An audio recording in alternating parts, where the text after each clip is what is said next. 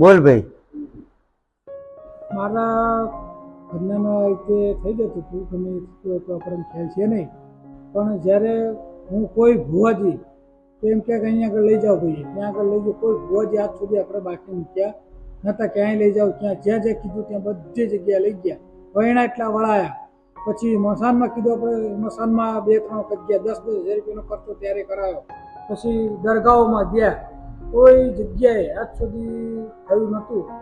અને અહીંયા કાળું ભવાની કાળકે આપણે લાયા હતા છેલ્લે, તમારે જે કરીએ તું, ત્યારે આપણે ખાલી એક દોરો બાંધ્યો હતો, ત્યાંથી આપણને કમ્પ્લીટ થઈ ગયું હતું. આજ સુધી કશું થયું નથી. માતાજીની દયા છે આપણી ઉપર, અને અત્યારે કમ્પ્લીટ છે, કંઈ પ્રોબ્લેમ છે નહીં. શમશાનમાં જે આ બધી વિધિ કરાવી તો કઈ મટ્યું જ નહીં. કશું જ ના હોય, બધી જગ્યાએ. તો ભાઈ હું બધા એના માણસોને બધાને હું એ જ સલાહ આપવા માંગુ છું કે કોઈ તમે એવી ખોટી જગ્યાએ જઈને ભરાશો નહીં અને ખોટા તમારા રૂપિયા બગાડશો નહીં એમ. કારણ કે જે સત્ય છે અહીંયા તો મટી જ જવાનું છે, અહીંયા પૈસા નાખવાની કોઈ જરૂર નથી. અને આપણે અહીં એવું ભગવતીની દયા છે કાળો ભુવાની કાળકાની કે ખાલી એક દોરો બાંધો અને કામ થઈ જાય છે તમારું.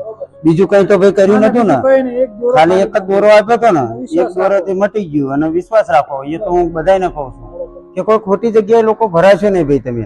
અને સત્ય જગ્યા ગમે ત્યાં, એવું નથી હું કહેતો કે તમે અહીંયા જ આવો એમ, ગમે સત્ય જગ્યા તમે ગોતો કે જ્યાં કોઈ રૂપિયો લેતો ના હોય અને હાથો ભગવતીને માનવા વાળો હોય, એક જ દોરા કામ કરતો હોય, એવી જગ્યાએ તમે બેહો ભાઈ, ઓટોમેટિક તમારું બધું સારું થઈ જશે. બીજું કઈ કરવાનું આવતું નથી. અને આવા તો હજારો પડચા છે ભગવતીના કાળકાના. એ કાળો ભુવાની કાળકા, ખાલી એક દોરો બાંધવાનો માણસોને મટી જાય છે.